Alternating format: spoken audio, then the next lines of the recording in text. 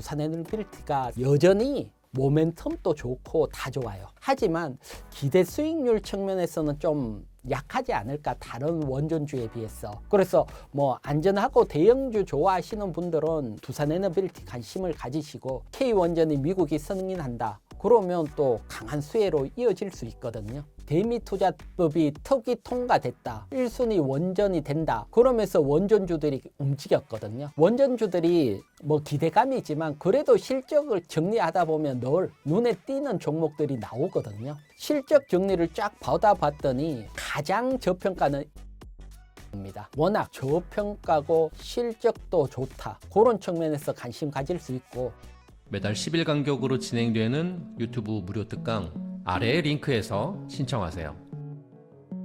네, 안녕하세요. 저는 1998년 IMF부터 금융시장에 있어온 EF 파트너스 대표 이희건이고요. 그리고 지금은 이희건 경제TV 유튜브 운영하고 있습니다. 최근 이란의 새 지도자인 모주타바의 강경 발언에 국제 유가가 급등하는 등 전쟁 장기화에 대한 우려의 목소리가 나오고 있는데요. 해당 발언 이후 우리나라의 증시 흐름은 어땠나요? 네, 지금 보게 되면 제가 코스피 일봉 차트를 준비를 했는데, 사실 잘 나가다가 이란 전쟁 이후에 크게 한번 확 밀렸거든요. 그래서 보통 일반적으로 이게 한 18% 이틀 동안 밀렸거든요. 그래서 통계적으로 보면 코스피 지수 같은 경우는 2거래일간 10% 이상 급락하면 회복하는데 평균 한 2개월 정도 소요가 됐거든요. 그렇기 때문에 좀 횡보가 이어질 수는 있다, 요걸 염두를 하고 봐야 되고요. 그런데 기술적으로 보면 확 밀린 이날 저점, 그리고 또 이날 확 밀린 저점, 코스피 지수로는 5060포인트가 기술적으로는 강한 지지 라인입니다. 따라서 뭐 우리 시장 점진적으로 바로 상승하면 다행인데, 이란 전쟁처럼 큰 이슈들은 또 여진이 나올 수 있거든요. 여진이 나오면서 밀린다 그러면 5060포인트 부근에서는 매수 관점으로 보셔야 된다, 이렇게 설명을 드리고, 특히 5060포인트는 코스피 펀더멘탈로 보더라도 강한 지지 라인이거든요. 한번 보도록 할게요. 보면 요게 이제 코스피 일봉 차트고, 아래 빨간 점선은 코스피 12개월 선행 PER인 8배입니다. 8배. 요게 현재 코스피 지수로 보면 5060포인트에 해당이 되고요. 그래서 과거 8배 위치에서 보면 다 지지를 받고, 그리고 또 강한 상승으로 이어졌거든요. 따라서 5060포인트는 코스피 펀더멘탈로도 강한 지지 라인이다, 우리 시장 강한 지지 라인이 있다, 이렇게 설명을 드릴게요. 미국에서 사모펀드 환매가 나오고 있는데 우리나라의 영향은 어떨까요? 네, 지금 뭐 사모펀드 영향에 또 이란 전쟁 그러면서 시장 충격이 나오고 여러분들이 좀 어려우실 겁니다. 하지만 우리 시장 앞에서 얘기했지만 5060포인트 강한 지지 라인이 있고, 또 지금은 유동성 상승장 속에 있습니다. 제가 지난 1월 초에 나와서 여러분들에게 이렇게 설명을 드렸거든요. 그때 미국 연준이 단기 채권을 매입하면서 달러를 시중에 풀 때 2009년 3월 그때 강하게 상승을 했고, 그리고 2020년 코로나 때도 달러 풀고 난 뒤에 강하게 상승을 했고, 1월 초에 제가 12월 달 연준이 매월 400억 달러씩 단기 채권 매입한다, 이거 기회다 그러면서 강하게 상승을 했거든요. 그래서 가장 큰 틀에서 지금 뭐 사모펀드 문제라든가 이런 것들은 오랜 금융시장에 있어 왔을 때 제가 봤을 때는 연준이 시중에 유동성 공급할 때는 문제가 안 돼요. 공급이 지금은 되고 있고, 만약에 이런 공급을 중단한다 또는 금리를 인상한다, 그때는 정말 문제로 불거질 수 있거든요. 따라서 지금은 여러분들이 연준이 단기 채권 매입 종료하는지 보고, 종료 발표가 없으면 유동성 상승장으로 그대로 보고요. 우리도 추경이라든가 우리나라도 계속 유동성을 풀거든요. 또 미국이 금리 인상을 한다, 그때는 리스크 관리를 해야 됩니다. 자, 다시 한번 설명을 드리면, 미국 연준이 단기 채권 매입 종료 발표 났을 때나 또는 금리 인상 발표가 날 때는 반드시 리스크 관리를 해야 되고 그 전까지는 좀 변동성이 있더라도 유동성 상승장 그대로 보는 전략입니다. 원전은 긍정적인 전망에도 불구하고 수주부터 실제 매출이 발생하기까지 사이클이 매우 길다는 점에 많은 투자자분들이 우려의 목소리를 내기도 하는데요. 대표님께서는 원전주에 대해 어떻게 보고 계신가요? 원전주는 뭐 기대감으로도 지금 충분히 더 상승할 수 있다. 그렇게 보고 있고 지금 또 새로운 기대감들이 또 생겨나고 있거든요. 사실 기대감이 사실은 한번 끝나면 사라지는데 원전은 계속 이어지고 있거든요. 그래서 대표적인 기대감 먼저 한번 보도록 할게요. 요게 이제 미국 정부가 이제 우리나라에게 원전 지어달라 제안을 했거든요. 제안을 했는데 여기에 우리 정부가 또 다시 역제안을 했어요.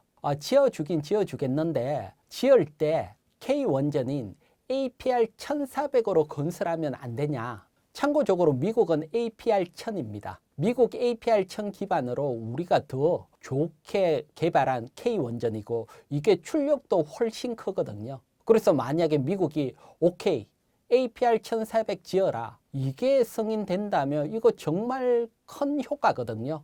미국이 승인해줬다. 그러면 또 글로벌 수주하는데 훨씬 도움이 될 거고 또 APR 1400에 국내 기업들 밸류체인들 많거든요. 이런 애들 직접적인 또 수혜가 기대가 되잖아요. 그래서 요런 기대감이 있고 여기에다가 뭐 사실 이번 정부 들어오면서 사실은 뭐 탈원전 불안불안하게 보는 또 시각이 있었는데 명확하게 됐죠. 뭐 정부가 신규 원전 2기 계획대로 추진한다.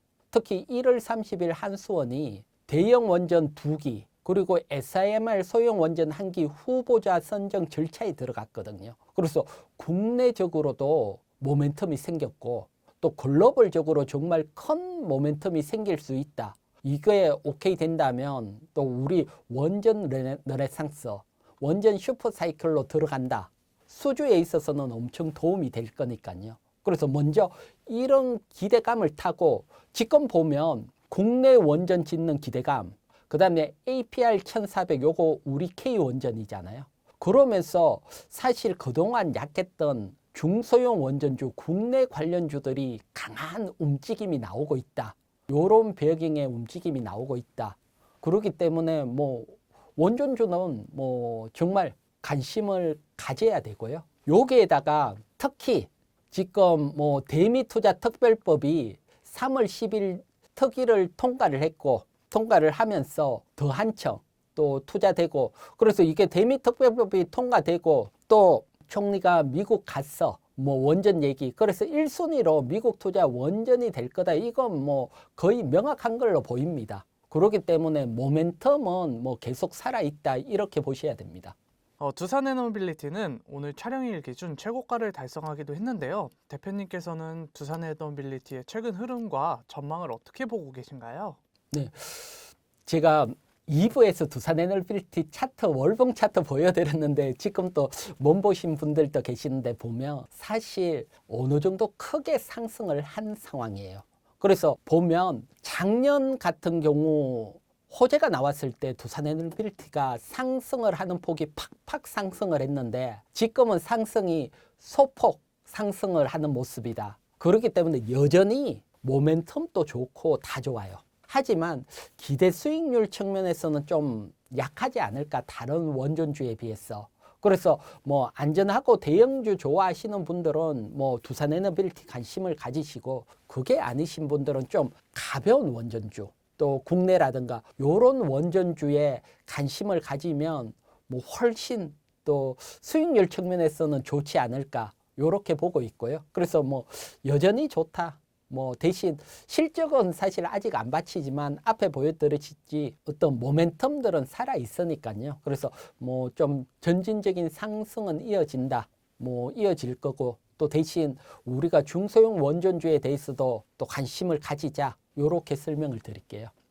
그렇다면 대표님께서 지금 관심 갖고 계시는 원전주가 있다면 어떤 종목이 있을까요? 네, 그거는 일단 제가 상승률하고 그다음 실적 측면에서 한번 설명을 드릴게요. 항상 우리가 어떤 모멘텀, 어떤 호재가 나왔을 때 그때 섹타들 중에 가장 강하게 움직이는 애들이 대장주로서 상승을 이끌고 간 확률이 상당히 높아요. 그래서 이제 어떤 상승이 나왔을 때 저는 그런 것들을 다 캐치를 하고 매매에 많이 활용을 하거든요. 그런 측면에서 요게 3월 10일 날 대미투자법이 특위 통과됐다. 그러면서 1순위 원전이 된다. 그러면서 원전주들이 움직였거든요. 요때 움직인 상승률을 보면 우리 기술이 가장 크게 움직였고요.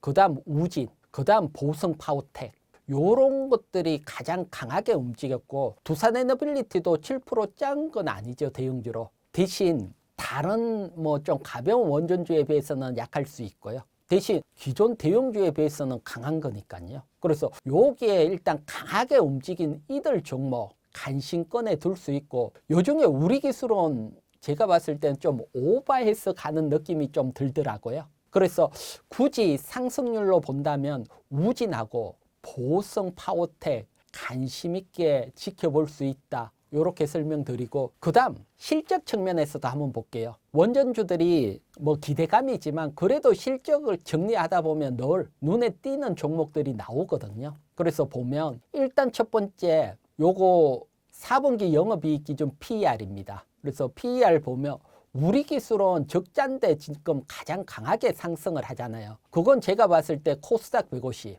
아무래도 수급 역량이 큰 걸로 보이고 그래서 제가 코스닥 150 편입됐던 애들이 수급적으로는 수혜를 받는다. 그런 설명을 계속 드리고 있고요. 그래서 적자 기업이고 워낙 크게 상승했으니까 좀 부담스러운 위치고요. 그래서 실적 정리를 쫙 받아봤더니 가장 저평가는 일진파워입니다. 일진파워는 지난 4분기보다 이번 4분기 440% 영업이익 증가하면서 93%, PER이 8배. 이건 원전주인데도 저평가라는 겁니다. 그만큼 저평가돼 있고 대신 뭐 일진파워 같은 경우는 발전 설비 경상 정비를 주로 하는 기업이고요. 실질적인 원전에서는 매출이 한 9% 정도 나오고요. 대신 뭐 SMR이라든가 기대감으로 편입은 많이 돼 있습니다. 그런데 요건 뭐 전자공시 시스템 보고 제가 설명을 드리는 거니까요. 그래서 원전주지만 원전주 매출은 크지는 않다. 대신 시장에서는 원전주로 받아들이고 있다. 그런 측면에서 보면 워낙 저평가고 실적도 좋다. 그런 측면에서 관심 가질 수 있고 그 다음 보성파워텍입니다. 보성파워텍이 그 다음 가장 저평가고 지난 4분기보다 이번 4분기 영업이익 증가를 했고요. 그래서 보성파워텍. 보성파워텍은 뭐 발전소라든가 송전탑 설비 또 원전 지을 때 설비 들어가는 구조물 생산하는 업체고요. 요거 뭐 우리나라 에너지 고속도로 뭐 요런 얘기도 여러분 들어보셨을 겁니다. 거기에 따른 수혜도 기대를 할 수 있고요. 그래서 보면 좀 실적 측면에서 본다면 일진파워하고 보성파워텍이고 여기에 뭐 지난 상승률까지 본다면 우진 같은 경우는 실적이 조금 줄었지만 좋게 보는 이유 중에 하나는 우리나라 유일하게 원전 개척기 부분 독점 사업자입니다. 이렇게 독점돼 있는 애들이 또 시장에서는 어느 순간 또 관심을 확 받을 수 있고 뭐 앞에 제가 말했지만 K원전이 미국이 승인한다. 그러면 또 강한 수혜로 이어질 수 있거든요. 그런 측면에서 지난번 강하게 상승했던 우진이라든가 일진파워텍, 보성파워텍 관심 있게 한번 지켜보고요. 또 요 실적 정리는 뭐 꼭 여러분들이 매매하는데 한번 참고해 보시고 뭐 항상 뭐 참고할 때 또 수급적으로 코스닥 150 종목인지 아닌지 이런 것들까지 지금은 사실 주식할 때 뭐 여러 가지 살펴야 되는 게 많은데 여러분들이 또 하나하나 정리도 하고 이렇게 살펴보다 보면 변동성이 나오는 시장에서도 충분히 살아남고 성공 투자하고 또 부자로 될 수 있으실 겁니다. 또 한 가지 궁금한 게 이번에 전쟁에서 조선업종이 끼치는 영향은 없었을까요? 만약에 있었다면 어떤 영향이 있었을까요? 일단 뭐 조선 같은 경우는 큰 틀에서는 영향이 없지만 조금 세부적으로 보면 수혜를 받는 부분이 있다. 이렇게 보여집니다. 그거 뉴스 하나 보도록 할게요. 요건 3월 달에 나온 뉴스인데 지금 보면 카타르하고 아랍에미리트에 생산되는 LNG가 호르무즈 해협 막히면서 공급이 안 되고 있잖아요. 그래서 아시아나 유럽 국가들이 미국산 LNG 확보 경쟁이 일어나고 있다, 이런 뉴스입니다. 그러면 여러분 생각을 해보면 전쟁이 끝났을 때 어떻게 될까요? 전쟁이 끝나더라도 저는 트럼프 관세 압박에다가 또 공급처 다변화, 중동은 또 문제가 나올 수 있으니까 아시아 국가들은 미국 LNG를 일정 부분 수입할 수밖에 없는 상황이 되지 않을까, 이렇게 보여집니다. 그러면 미국 LNG 관련 수혜를 받는 기업들, 요거는 향후 전쟁이 끝나더라도 계속해서 수혜가 이어질 걸로 보이고요. 그 다음에 미국 LNG가 아시아로 수출하려면 또 LNG 선박 제조하는 기업들 수혜가 이어질 걸로 봅니다. 그런 측면에서 보면 조선주 중에서도 LNG 관련돼 있는 부분, 여기에 관심을 가지는 게 유리하지 않을까. 그래서 일단 제가 이제 정리를 했는데, 먼저 LNG 프로젝트 관련해서는 LNG 설비, 뭐 에너지 설비 관련해서는 한택이라든가 BHI 이런 기업이 있고요. 그 다음 뭐 LNG 인프라의 대표적으로 피팅 업체들, 관이지요. 피팅 업체들이 많이 들어가니까 성광벤트라든가 태광이라든가 하이로코리아, 요런 기업들이 일단 뭐 조선주면서 뭐 피팅 업체들은 LNG 수혜를 받을 걸로 보고요. 그 다음 LNG 선박 제조에서는 대형주 중에서는 삼성중공업 가장 뭐 강점을 가지고 있고요. 그 다음에 한국카본 같은 경우는 뭐 LNG 선박에 들어가는 카본 만드니까 한국카본. 그래서 일단 기본적으로 요런 기업들, 뭐 전쟁 이슈로 본다면 수혜가 있으니까 같은 조선주라도 요런 기업들에 좀 더 관심을 가지는 게 좋아 보이고요. 그 다음 제가 조선주에 대해서 참고적으로 하나 또 준비를 했거든요. 요건 이제 여러분들이 조선주 매매할 때 뭐 작년에 많이 얘기를 했는데 올해가 더 중요할 것 같아서 하나 준비를 했습니다. 그거까지 또 한번 설명을 드릴게요. 요건 신조성가 지수입니다. 신조성가 지수는 여러분 배를 만들면 얼마에 파는지 그걸 나타내는 지수입니다. 배를 만드는데 비싸게 팔면 정말 조선업체들 수익이 많이 남고 좋겠지요. 그래서 이 신조성가 지수 보면 바닥에서 2024년까지는 정말 강하게 증가를 했죠. 그래서 이때는 조선주 슈퍼사이클 얘기가 나왔고요. 그런데 보면 1년, 2년은 그대로입니다. 더 성장을 하고 있지 않다, 이걸 알 수가 있거든요. 그래서 이런 것들이 주가와 실적에 어떻게 영향을 미치는지 그 부분 또 한번 설명을 드릴게요. 요건 이제 과거 신조성가인데 보면 여기에 회색으로 이렇게 표시되어 있는 신조성가 지수입니다. 보면 2008년도에도 신조성가가 가장 높게 2007년부터 해서 슈퍼사이클이 왔거든요. 2004년, 5년, 6년, 7년 이때 조선주들 뭐 대중국 수혜를 바탕으로 슈퍼사이클이 왔거든요. 요때 실적을 한번 볼게요. 보면 2008년이 신조성가가 가장 높을 때잖아요. 그런데 HD현대조선해양, 삼성중공업, 하나오션 영업이익을 제가 다 기록을 해놨는데 합쳐서 기록을 했는데 2009년도에 더 좋아지고 2010년도에 더 좋아지고 2011년도에 가장 높아졌습니다. 이 얘기는 무슨 얘기냐? 비쌀 때 수주했는 배는 3년에 나눠서 영업이익에 반영이 됩니다. 마지막 해에 가장 많이 반영이 되고요. 그런 얘기거든요. 그러면 앞에 2024년도 신조성가 고점을 형성하고 이렇게 횡보를 하고 있죠. 2년간. 요걸 제가 보여드렸죠. 그러면 2025년 실적이 좋아질 수 있고 2026년, 2027년까지 좋아질 수 있는데 더 이상 성장은 안 한다는 얘기입니다. 더 이상. 이 얘기는 주가가 지금 고평가인데 1년 정도 미리 선행한다고 보면 상승하기가 버거운 위치로 가 있다. 요걸 알 수가 있거든요. 그래서 올해가 좀 지나면 지날수록 조선주들은 성장에서 멀어질 수 있다. 실적은 내년까지 좋아지지만 주가는 빨리 움직이니까요. 그래서 조선주에 대해서는 뭐 비중 측면에서는 좀 낮추는 게 낫지 않을까. 요렇게 보고 있습니다. 그래서 요런 것들도 한번 참고적으로 큰 틀에서 여러분들이 한번 뭐 활용을 해 보시고요. 그래서 보는 시각이니까, 제가 보는 시각이니까 또 각자의 시각은 또 다를 수 있으니까 또 조선주에 참고해 보시기 바랍니다.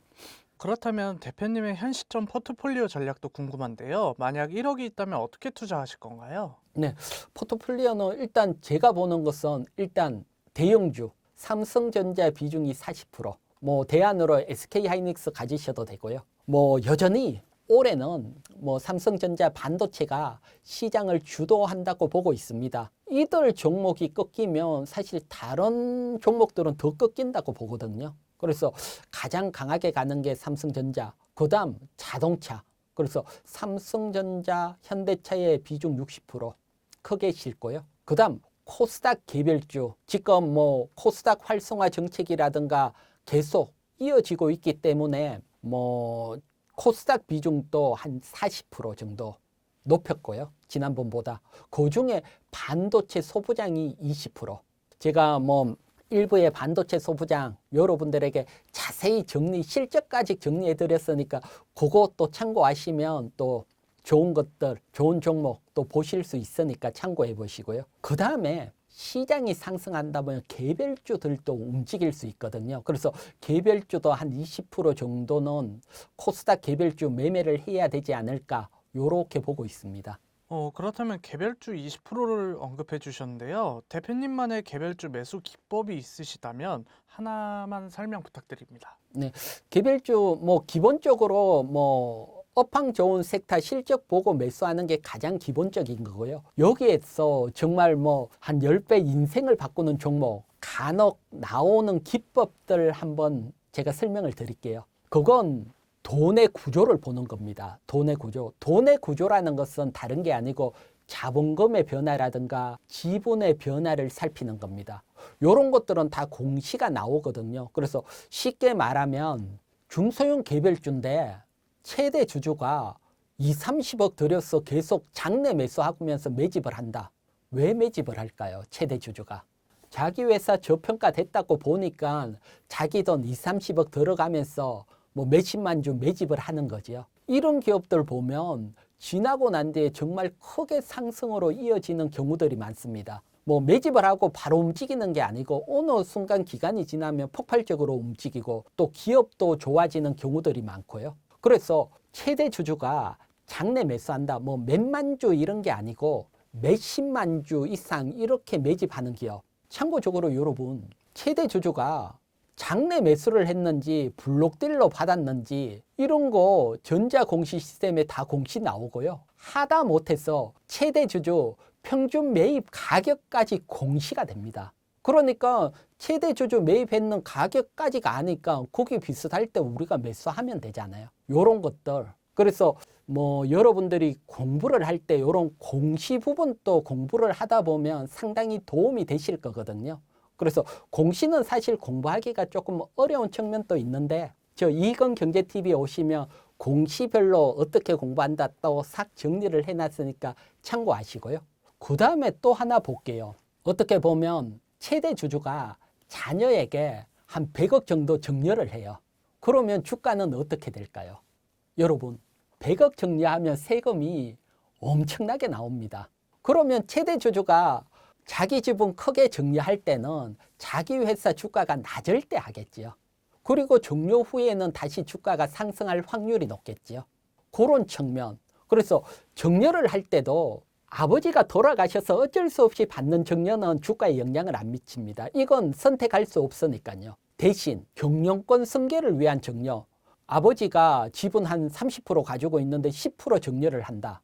이럴 때는 나름대로 세금 줄이려고 적정한 시점을 잡습니다. 워낙 세금이 많이 나가니까. 그때가 대부분 바닥을 형성하는 경우들이 많거든요. 그래서 이런 것들도 공시 시스템 보면 정렬하고 딱 찍혀 나옵니다. 그런데 찾기가 너무 어려웠습니다. 이런 정보들은 긴 공시에 살짝 넣어놓거든요. 개인들이 보기 어렵게. 그렇기 때문에 이런 정렬 또는 뭐 자본금으로 큰 돈이 들어온다. 그런 종목. 큰 돈이 들어올 때 매수 단가에 얼마 들어온다. 이런 것들 다 나오거든요. 그러면서 자본금이 바뀌었다. 이런 것들. 부채가 또는 뭐 자본금으로 간다. 대표적으로 뭐 신주인수권 부사채라든가 전환사채가 자본금으로 바뀔 때죠. 주당 얼마에 바뀌는지 요런 것들 단가 비슷할 때 관심을 가지면 유리하고요. 물론 기본적으로 기업이 괜찮은 기업들 속에 이런 공시가 나와야 됩니다. 공시만 보고 매매를 하는 게 아니고 괜찮은 기업, 이런 공시까지 더해진다면 정말 크게 움직일 수 있으니까 이제 이런 부분들, 뭐 나는 기업 공부도 많이 했고 실적도 했다 그러면 이제 공시라든가 돈의 움직임은 이런 쪽도 공부를 조금 넓혀 보시기 바랍니다. 네, 여러분. 지금 우리 시장 아직도 유동성 상승장 속에 있습니다. 그래서 이란 전쟁 나오면서 여러분들이 어렵고 힘들 수 있죠. 그래서 이렇게 강하게 밀리고 이럴 때 어떻게 보면 또 기회일 수 있으니까요. 그래서 우리 시장은 유동성이 공급되는 시점, 미국이 단기 채권 계속 매입하고 지금 우리나라 추경에 또 뭐 100조 금융안전자금이라든가 돈은 공급되고 있다. 요 시각에서 가장 강한 주도주 중심으로 조정시 관심을 가진다면 뭐 충분히 또 부자가 되고 성공 투자하실 수 있으실 겁니다. 그렇다면 이란 사태 이후 대표님께서는 반도체 섹터의 흐름은 어떻게 보고 계신가요? 뭐 제가 늘 나와서 여러분들에게 뭐 작년 11월부터 최애로 반도체를 계속 강조드리고 있거든요. 그건 뭐 이란 전쟁하고 사실 반도체 업황하고는 큰 영향이 없고요. 계속해서 뭐 강조드리고 있고 지금도 반도체는 반드시 우리가 관심을 가져야 됩니다. 반도체 뭐 가장 기본적으로 여러분 지금 보면 요 그래프는 반도체 가격이 전년 대비 상승을 했는지 하락을 했는지 나타내는 그래프인데 뭐 2011년부터 보면 상승과 하락을 반복하는 사이클 산업이었습니다. 그런데 이번에는 이 사이클을 무시하고 반도체가 확 상승을 하고 있습니다. 이런 상승이 나왔을 때는 뭐 반도체 업황 너무너무 좋고요. 사실 올해가 좋은 것보다 지수라는 것은 6개월 뒤 또는 12개월 뒤 미래를 보고 움직이거든요. 내년에도 사실 계속 좋을 거다 이렇게 봅니다. 이렇게 보는 건 다른 게 아니고 D램 공급 측면에서 보면 올해도 공급이 한 1.4% 모자립니다. 그런데 내년에는 1.8% 더 모자란다. 그렇다면 뭐 반도체 가격 상승이 뭐 계속 유지된다 이렇게 봐야 되죠. 그렇다면 내년까지건 뭐 반도체 사이클이 좋기 때문에 올해는 뭐 여유를 가지고 계속 반도체에 관심을 가져도 될 것으로 봅니다. 여기에 또 하나 잠깐 볼게요. 요건 D램 시장 규모거든요. 그래서 여기 회색보다는 올해 내년 보면 정말 시장 규모가 커졌다는 겁니다. 엄청나게 커져 있고요. 이게 낸더도 마찬가지고요. 낸더도 조금씩 증가를 했지만 올해하고 내년 폭발적으로 시장 규모가 커진다. 그러면 이거 여러분 다른 거 아니잖아요. 반도체 생산하는 업체가 그대로 수혜를 입는다. 반도체 사이클 좋다. 내년까지 이어진다. 이렇게 보시면 될 것 같습니다. 전쟁의 여파에도 삼성전자와 SK하이닉스의 목표 주가는 계속 올라가는 모습인데요. 대표님께서는 삼성전자와 SK하이닉스를 어떻게 전망하고 계신가요? 뭐 딱 단적으로 제가 1월 달부터 여러분들에게 이렇게 얘기를 했죠. 올해 우리 시장은 코스피는 삼성전자와 반도체가 끌고 가는 한 해다. 계속 강조를 드리고 있죠. 이건 뭐 계속 이어집니다. 제가 2027년까지 반도체 업황 좋고 반도체 가격 높게 형성된다. 그러면 그게 다 수혜가 어디로 갈까요? 뭐 당연하죠. 삼성전자나 SK하이닉스, 미국 마이크론, 뭐 반도체 생산하는 기업이 세 개니까요. 따라서 이들 기업은 폭발적인 영업이익이 내년까지 이어진다고 봐야 되죠. 특히 사실 뭐 반도체 삼성전자를 비롯해서 우리나라 경제까지 끌고 가고 있다 이렇게 봐야 됩니다. 코스피 지수 끌고 가는 건 뭐 당연하고요. 참고적으로 삼성전자 같은 경우는 코스피 시가총액 20위 안에 1월에서 2월 사이 상승률이 3위입니다. 엄청나게 상승을 했고 그리고 실적이 좋아지면서 올해 영업이익도 끌고 가고 있고 여러분 수출도 보면 2월 수출 반도체가 끌고 갔잖아요. 이런 걸 감안을 하면 어떻게 보면 지금 이란 전쟁에 따라서 삼성전자나 SK하이닉스가 조정이 나오고 있죠. 이럴 때는 매수 기회로 보여집니다. 따라서 조정이 나올 때마다 차근차근 모아 가신다면 뭐 올해는 큰 성과로 이어지지 않을까 이렇게 보고 있습니다. 그렇다면 해당 기업에 아직 투자하지 않은 투자자들은 어떻게 매수를 해야 좋을까요? 사실 주도주들은 한번 강하게 상승을 하고 지금 조정을 받거든요. 그러면 기본적으로 20일 이동평균 이하에서부터는 천천히 모아 가시면 됩니다. 왜 기본적으로 이렇게 모아 가느냐? 사실 반도체가 랠리가 안 나오더라도 강하게 상승하고 20일 이동평균선 밀리면 일반적으로 뭐 하락으로 이어지더라도 상봉을 만들기 위해서 추가 상승이 나올 수 있고요. 그렇기 때문에 한번 밀렸을 때는 관심을 가질 수 있고 또 오팡이 좋으면 계속 상승 랠리로도 갈 수 있거든요. 따라서 뭐 가장 기본적인 뭐 주도주 매수 전략은 한번 강하게 상승 후에 조정이 나오면 20일 이동평균선과 60일 이동평균선 사이에서 뭐 천천히 분할 매수하는 전략, 뭐 요런 전략은 뭐 지금도 뭐 삼성전자나 SK하이닉스 봤을 때 유효하다. 요렇게 설명을 드릴게요. 최근 외국인들은 삼성과 하이닉스를 팔고 반도체 소부장으로 이동하는 모습을 보여줬는데요. 반도체 소부장의 흐름은 어떻게 보고 계신가요? 제가 지난 시간에 여러분들에게 반도체 소부장, 뭐 매수 전략도 디테일하게 설명을 드렸잖아요. 그때 제가 간단하게 이렇게 설명을 드렸죠. 지금 반도체 주들은 작년에 조선주하고 비슷하다. 그래서 조선 기자재들 보면 상승 랠리가 나오는 애들도 있었지만 횡보하는 애들은 9월 달에 폭발적인 상승이 나왔다. 따라서 지금 삼성전자, SK하이닉스 그리고 반도체 큰 종목들이 랠리가 나오고 있고 또 횡보하는 반도체 뭐 소부장들 이런 종목들도 잘 모아놓으면 올해 한번 크게 터질 수 있다. 이렇게 설명을 드렸잖아요. 따라서 반도체 소부장도 당연히 관심을 가져야 됩니다. 관심을 가질 때 뭐 가장 좋은 것은 사실 실적입니다. 실적.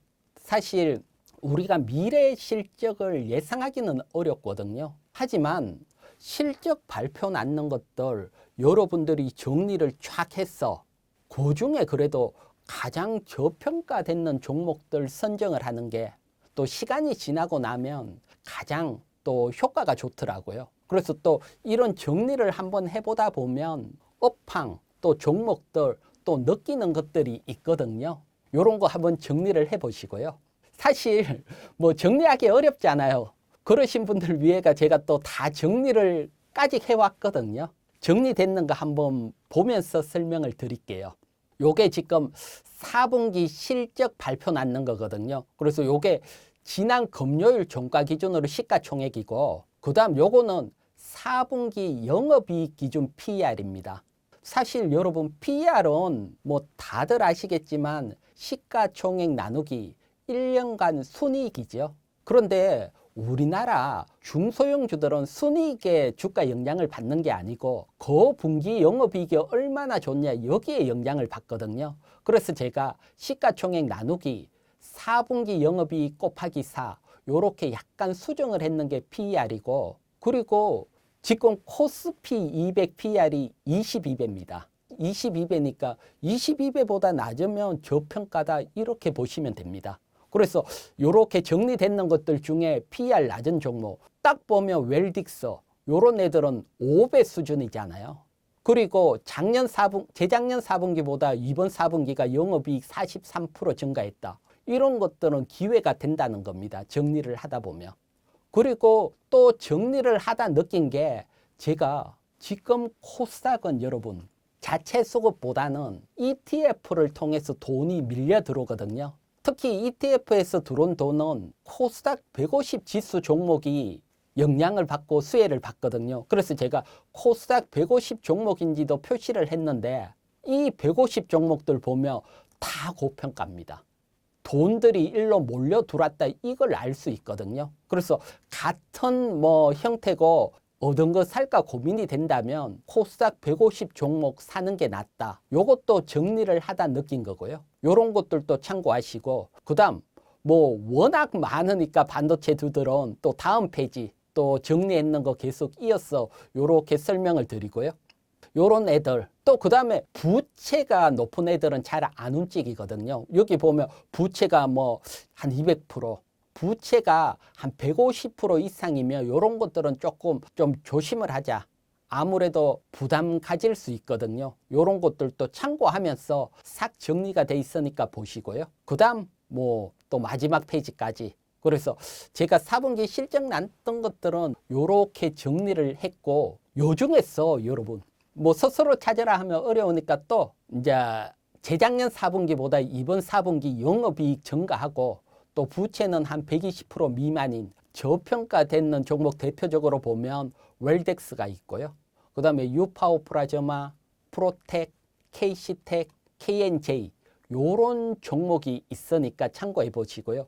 또 뭐 반도체 비중은 크지 않지만 코스닥 150에 편입되는 종목 중에서는 이녹스 첨단 소재가 가장 저평가돼 있더라고요. 그래서 요런 것들, 그래서 여러분들도 좀 시간이 되시면 뭐 반도체 업황뿐만 아니고 많은 업황들을 한번 엑셀 파일로 정리해 보면 또 느끼는 게 있고 또 좋은 종목 보이는 게 있거든요. 그래서 또 뭐 노력했을 때 주식은 또 성공할 확률이 높고요. 사실 정리하는데 시간도 꽤 걸리고 어려우신 분들은 또 저 이희건 경제TV에 오면 또 업황별로 정리해 주니까요. 또 저 경제TV도 참고하시고요. 그럼 요 중에서 차트 한 2개 정도 보도록 할게요. 요건 웰딕스입니다. 보면 일단 거래량이 싹 증가가 돼 있고요. 그리고 실적이 나오면서 한번 슈팅이 나오고, 그리고 이렇게 횡보를 하죠. 그런데 여러분 차트를 지금 이란 전쟁 나오면서 지수는 보면 20일 이동평선 이하로 밀렸거든요. 근데 지수보다 강하게 버티잖아요. 요런 애들은 좀 더 강하다. 이걸 알 수 있고, 여기에 실적 나온 날 또 거래량까지 들어왔다. 그러면 뭐 움직일 확률이 다른 것보다는 높지 않을까. 요렇게 판단이 되고요. 그 다음 요건 KC텍입니다. KC텍도 여기에 거래량이 조금 증가를 하고 있고, 여기에 이렇게 횡보할 때 자세히 보면 장대 양봉이 나왔을 때 평소보다 거래량이 더 나오는 모습입니다. 이런 경우들은 위로 방향을 잡을 확률이 높고요. 특히 제가 이렇게 횡보했던 반도체 장비주들은 작년 조선기자재들이 어느 순간 폭발적으로 움직였다 했잖아요. 그런 움직임을 기대할 수 있고, 특히 실적 대비 저평가고, 그 다음에 횡보 뭐 하단 부분이니까 또 부담 안 되는 주가 위치다. 여기에다가 KC텍 같은 경우는 삼성전자하고 SK하이닉스 모두 납품합니다. 올해는 삼성전자의 SK하이닉스 투자 확대에 따른 수혜가 기대되잖아요. 양쪽에 납품하니까 좀 더 기대를 할 수 있겠죠. 그래서 이런 종목 또 유심히 한번 보시고요. 그래서 항상 제가 여러분 스스로 찾을 수 있게 앞에 실적 정리까지 보여드렸으니까요. 그래서 올해는 반드시 반도체에 관심을 가져야 될 거다. 이렇게 생각을 하고 있습니다. 그렇다면 반도체 및 반도체 소부장을 놓쳤다면 새롭게 주목해 볼 섹터가 있을까요? 제가 지난달에 나와서 여러분들에게 또 한번 설명드린 종목이 있거든요. 그건 다른 게 아니고 제가 차트 준비했는데 요건 반도체 유통회사입니다.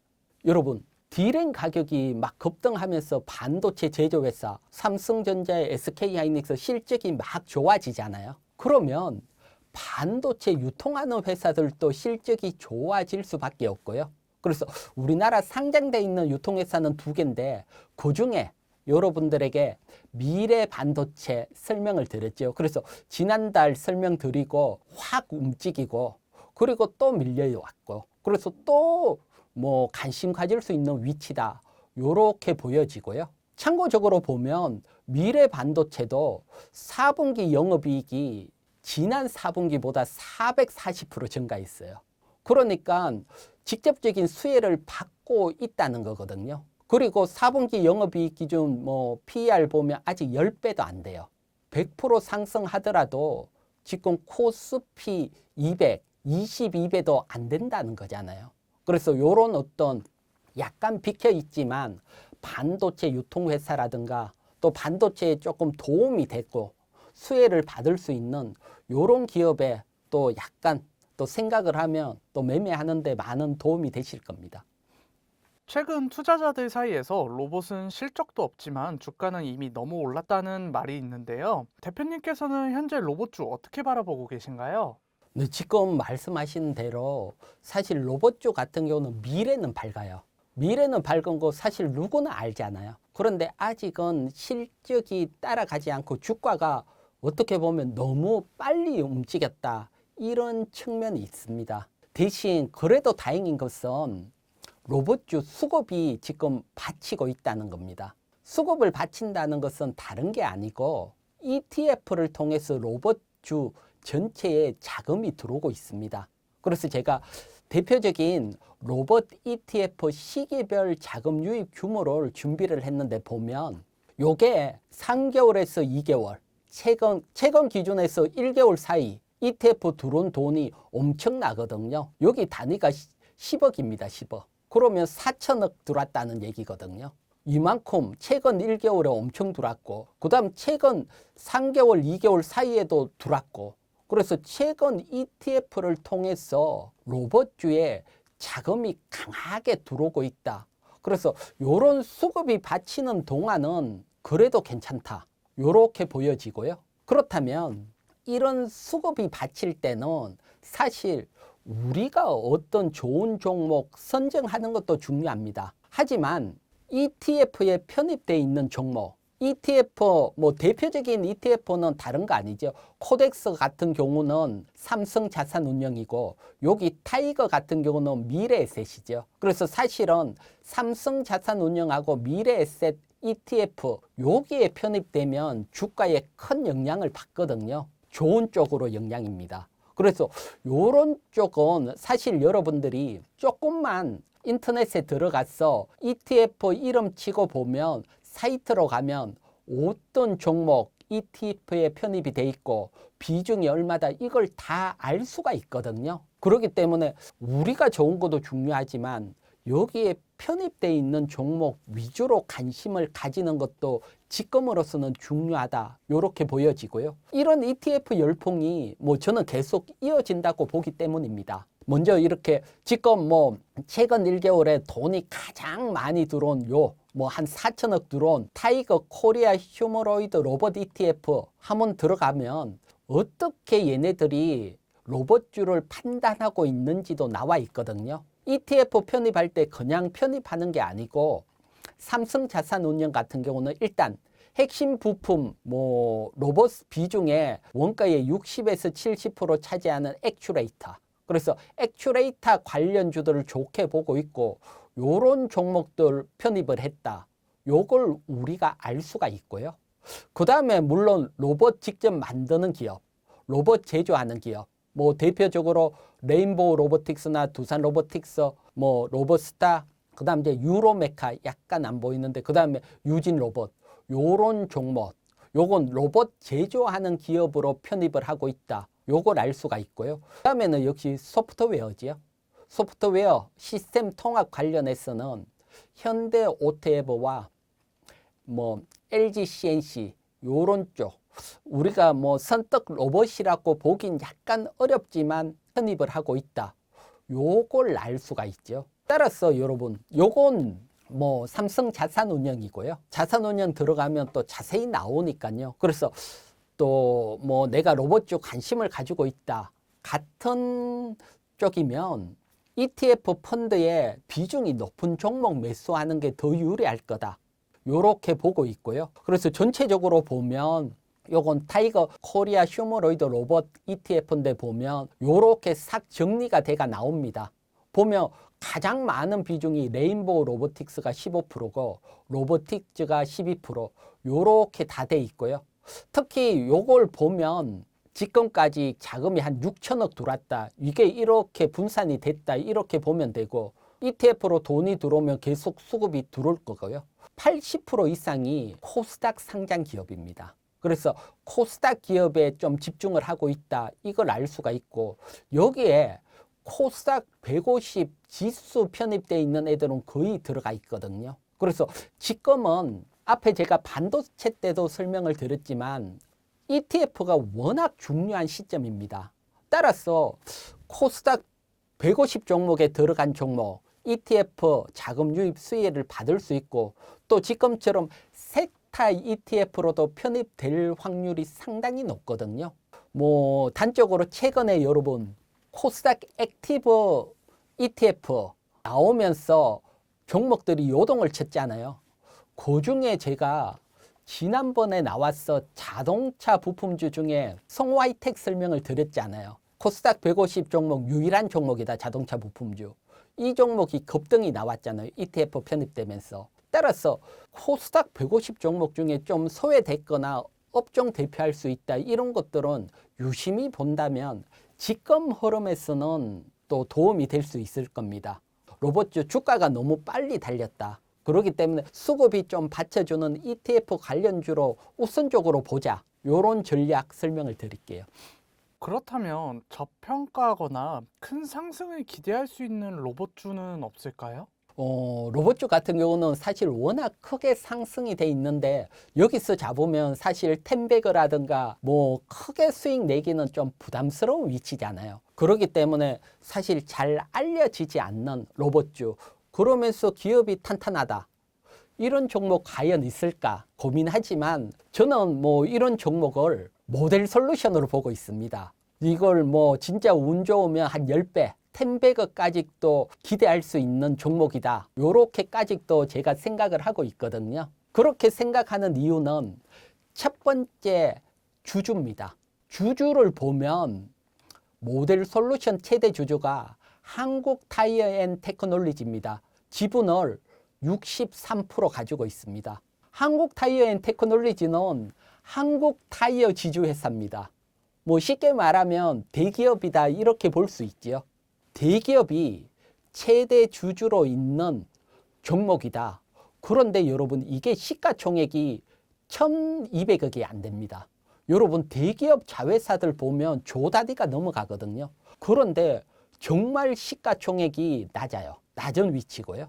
여기에다가 그럼 적자 기업이냐? 그것도 아니에요. 2025년 영업이익이 80억입니다. 작년 40억에 비해서 약 100% 증가를 했고요. 기업도 좋아지고 있고 시가총액도 정말 낮고 최대 주주도 대기업으로 안전하다. 뭐 환경은 더할 나위 없이 좋고요. 여기에다가 모델 솔루션이 한국타이어에서는 로봇주로 키우려고 하고 있거든요. 지금 뭐 대표이사도 뭐 재무통으로 바뀌었고요, 최근에. 여기에다 보면 또 2025년 11월 달에 2025 로봇 월드에 참여를 했고요. 여기에서 휴머로이드 관절용 초경량 액추레이터 공개를 했습니다. 지금 뭐 로봇 부품주에 있어서는 액추레이터가 핵심이니까요. 그래서 원래 이 액추레이터 풀스택 사업자로 도약하겠다는 겁니다. 그래서 대기업이 이렇게 해서 자회사가 정말 도약이 된다면 이런 종목이 뭐 텐백으로 갈 수 있고요. 물론 다 성공하는 건 아닙니다. 뭐 대기업이 한다고 성공하는 건 아니고 성공한다면 확률이 높고요. 또 성공한다고 공표되고 또 시장이 부각이 되면 주가는 상승할 수 있겠죠. 그래서 이런 것들 판단을 하시고요. 또 뭐 항상 매수할 때는 또 스스로 또 공부를 하면서 해야겠죠. 그래서 제가 보는 쪽 로봇 기업 중에 저평가되고 텐베거까지도 기대해 보는 게 모델 솔루션이고, 그럼 차트도 한번 보도록 할게요. 요게 이제 모델 솔루션 차트거든요. 보면 바닥권에서 뭔가 한번 들어오면서 급등이 나오고, 그리고 거래량 없이 밀려있는 이런 위치거든요. 그래서 여기에서 장대 양봉이 나올 때 거래량이 계속 터졌고요. 그리고 밀릴 때는 정말 거래량이 없이 조정이 받아 있고요. 여기에 뭐 시가총액 낮은 위치고, 또 뭐 영업이익 80억, 현재 영업이익만 보더라도 저평가고, 또 잘 알려지지 않는 로봇주다. 이런 것들 감안했을 때는 현재 뭐 부담 없는 위치가 아닐까, 이렇게 보여지니까요. 뭐 참고해 보시기 바랍니다. 그렇다면 투자자들이 로봇주를 투자하기 전 꼭 알아야 할 리스크 요인이나 투자 전략은 없을까요? 네, 뭐 리스크 요인 중에 사실 제가 어떻게 보면 로봇주 리스크 요인이 될 수도 있고 우리 시장 전체에 또 리스크가 될 수 있는 부분 한번 보고 갈게요. 그건 제가 지금 ETF 자금 유입된다는 얘기를 계속 했잖아요, 여러분들에게. 보면 작년에 ETF가 100조 이상 확 더 늘어나면서 297조가 들어왔고요. ETF로 자금이. 그리고 이번에는 올해는 400조 넘어가겠다. 제가 봤을 때 훨씬 더 많은 자금이 들어올 거다. 이렇게 판단이 되고 있습니다. 돈이라는 게 계속 공급이 되면 좋은데 공급이 멈추면 주가가 어려워지거든요. 특히 조금 다른 사례를 통해서 한번 보면 과거 펀드 열풍이 있었거든요. 뭐 지금 최근에 주식에 들어오신 분들은 잘 기억을 못 하실 거고 올해 주식 시장에 있으셨던 분들은 펀드 열풍 다 하나쯤 펀드를 보유했을 겁니다. 이때 보면 펀드가 2005년도에 펀드로 들어온 돈이 한 8조랐는데 펀드 열풍이 확 불 때 2006년도에는 46도로 어마어마하게 펀드로 돈이 들어왔죠. 그리고 2007년도에는 117억으로 2005년 8조인데 2년 지나고 110조 어마어마하게 펀드 열풍이 불었다는 걸 알 수가 있잖아요. 그런데 여러분 2007년 위기가 오면서 우리 시장 박살이 났거든요. 그래서 항상 수급이 몰리고 열풍이 불 때 그래서 제가 한 올해가 2006년 정도에 해당이 되지 않을까 이렇게 느끼고 있습니다. 그렇기 때문에 한 올해 지나고 내년에는 좀 조심을 해야 되지 않을까. 돈이 뭐 계속 무한정 들어올 수는 없으니까요. 그래서 특히 뭐 로봇 섹터라든가 ETF로 수급을 받치는 섹터는 좀 더 조심을 해야 되고요. 그 다음에 사실 이런 얘기하면 뭐 여러분들이 또 안 좋게 생각할 수 있지만 제가 로봇주 바라보는 시각은 사실 좋은 건 아닙니다. 왜 그렇게 바라보느냐? 저는 오랫동안 주식시장에 있어 왔거든요. 요 비슷하게 제가 머릿속에 자주 느끼는 게 뭘 느끼느냐? 2000년 초반에 IT, 닷컴 열풍이 불었습니다. 이제 미래가 되면 인터넷 세상이 온다. 인터넷 기술 가지고 있는 기업 떼돈 본다. 그러면서 뭐 새로운 기술부터 해가 인터넷 관련주들이 정말 어마어마하게 상승을 했거든요. 그런데 여러분, 지금 인터넷 세상이 왔잖아요. 그때 코스닥 기업 살아남은 기업 없습니다. 다 없어졌거든요. 다 도태가 되고 시장 규모에서 밀리면서 다 사라졌거든요. 그렇다면 로봇이라고 다를까? 로봇 지금 우리나라 뭐 매출 안 나오고 기술력 좋다. 그러면서 지금 상승하는 기업, 지금 기대감을 가지고 상승하지만 막상 로봇 시점이 왔다. 그러면 규모 있는 기업들이 살아남고 지금 코스닥 작은 기업은 또 위험할 수 있지 않을까? 그 생각이 들거든요. 그래서 뭐 로봇 기술력만 있고 매출이 안 나왔다 이런 기업들은 크게 상승했을 때 고점에서 잘 매도를 해야 됩니다. 잘못하면 과거 닷컴처럼 될 개연성도 있다. 이런 것들도 큰 틀에서 여러분들이 한번 생각을 하면서 관심을 가졌으면 좋겠고요. 그래서 닷컴 때 어떻게 뭐 기술력 있는 기업이 무너졌는지 사실 그때 살아남았는 기업 뭐 지금 보면 네이버라든가 카카오 뭐 구글 글로벌 이런 대기업 살아남았지 작은 기업은 없어졌거든요. 그러니까 로봇 큰 기업들 한두 개는 살아남을 수 있는데 작은 기업들은 뭐 다른 규모가 있는 애들 기술력 가져오고 단가 낮추면서 경쟁해서 어려울 수도 있다. 요즘 꼭 생각을 하면서 로봇주 바라봤으면 좋겠습니다. 말씀해 주셨던 로봇 큰 기업 하면 현대그룹이 가장 먼저 떠오르는데요. 대표님께서는 최근 현대그룹에 대해 어떻게 보고 계신가요? 제가 연초에 반도체, 자동차 요거는 무조건 포트에 담아야 된다. 이 생각 변함이 없습니다. 왜 그렇게 보느냐? 뭐 기본적으로 상승률 한번 볼게요. 올해 1월에서 2월 사이에 시총 20위 안에 있는 상승률 요거 13일 금요일 기준이거든요. 상승률을 싹 정리를 했는데 사실 연초에 강하게 갖는 기업들이 보면 연말까지 시장 주도할 확률이 상당히 높거든요. 보통 연초 되면 펀드라든가 모든 것들이 새로운 마음, 가장 좋은 종목이 어딜까 바라보고 시장이 들어오기 때문입니다. 이건 1년간 이어질 확률도 상당히 높고요. 그런 측면에서 보면 가장 강하게 상승했는 게 미래에셋. 요거는 뭐 정권주지요. 지난달에 제가 정권주 관심 가져야 된다 설명드렸고 또 크게 움직였고요. 그 다음에 요건 아무래도 정부 정책 영향을 받는다고 보이고, 그 다음 두 번째가 현대차입니다. 역시 현대차가 시장 중심에 있다. 이걸 알 수가 있고요. 그 밑에 조금 오면 5위가 기아입니다. 현대차 그룹이 시장 중심에 있다. 이걸 알 수가 있고요. 뭐 삼성전자도 3위로 시장 중심에 있고, 따라서 뭐 삼성전자 포함한 반도체, 그 다음 현대차를 포함한 자동차, 우리가 관심을 가져야 되고, 특히 자동차 같은 경우는 현대차 그룹 자체에 또 이슈도 있고요. 그 다음에 자동차라는 게 사실은 레드오션이잖아요. 성장 산업은 아닙니다. 자동차 판매가 어느 순간 2배로 늘어나지는 않잖아요. 그런데 여기에 현대차 그룹 같은 경우는 로봇이 엎어졌습니다. 로봇이라는 게 붙었기 때문에 성장 산업으로 바라보고 있다, 시장이. 그래서 항상 저평가돼 있던 현대차 그룹이 저평가 해소로 또는 로봇 가치 부과가 되면서 성장주로 탈바꿈을 하고 있다. 이런 시각에서 현대차를 바라봐야 되고요. 특히 여기에 가장 중심이 되는 것들, 뭐 여러분들 많이 보셨지만 보스턴 다이나믹스지요. 요게 보스턴 다이나믹스 같은 경우는 현대차 그룹 자회사지요. 지분율 뭐 한번 볼게요. 보면 최대 주주가 HMG 글로벌입니다. 이 HMG 글로벌 다른 거 아니고 현대차, 기아, 현대모비스가 만든 합작회사입니다. 보면 HMD 글로벌 지분 가장 많이 가지고 있는 게 현대차가 49.5%, 기아가 30%고요.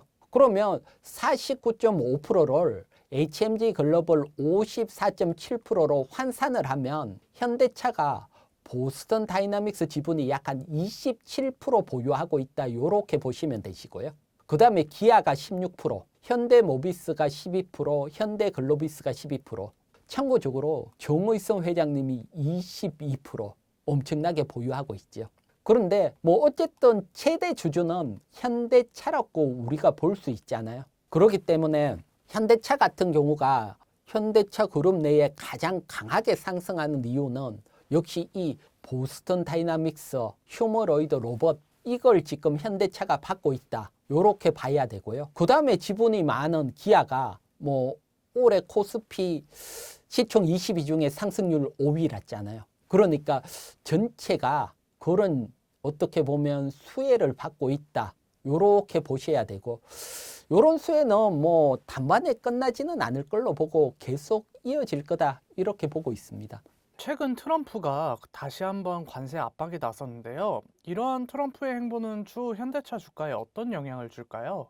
뭐 크게 영향은 뭐 안 줄 걸로 봅니다. 사실은 지금 주가 움직이는 게 영업이익이 얼마나 잘 나왔느냐 이걸로 움직이는 게 아니고 로봇 기업으로 얼마나 성과를 낼까, 여기에 자율주행이라든가 또는 뭐 SDV 소프트웨어 차량으로 얼마나 선도를 할까, 시장은 온통 여기에 관심을 가져 있습니다. 뭐 그렇기 때문에 트럼프가 사실 뭐 우리나라만 콕 집어서 엄청나게 올린다 이러면 또 뭐 영향을 받겠지만, 정책을 보면 뭐 독일이라든가 일본이나 우리나라나 관세가 똑같거든요. 이런 경우들은 사실 영향을 안 받는다. 그래서 이제 영향을 받는 케이스는 딱 하나지요. 우리나라만 높아졌을 때. 요럴 때는 좀 조심을 해야 되지만 전체적으로 같이 움직인다. 이런 경우들은 뭐 사실 큰 영향을 주지 않을 걸로 보이고요. 그런 경우들은 계속해서 로봇 가치가 부과된다 봐야 되고, 그럼 이런 로봇 가치는 사실은 제가 봤을 때 올해가 상승의 원년이고 한 2028년까지 또 계속 이어질 것으로 봅니다. 그렇게 보는 것은 요게 이제 뉴스인데, 보면 요게 머니투데이 뉴스인데 현대차 로봇 생산이 2035년에 60만 대.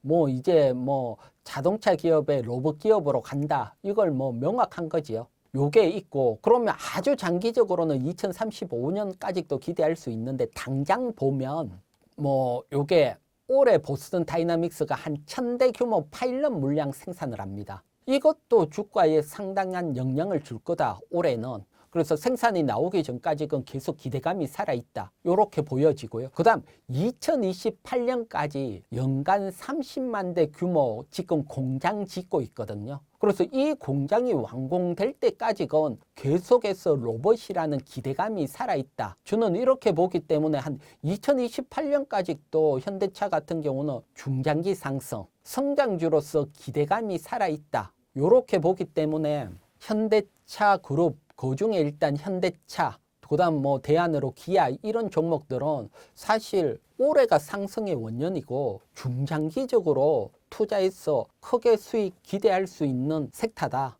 이렇게 보여집니다. 그렇다면 혹시 현대그룹 외에 좋게 보고 계시는 로봇 관련 기업이 있다면 어떤 기업일까요? 네, 그건 일단 지금 보면 여러분, 현대차가 사실은 뭐 연간 3만 대, 연간 60만 대 로봇을 만든다고 하면 이 부품주 누가 공급할까요?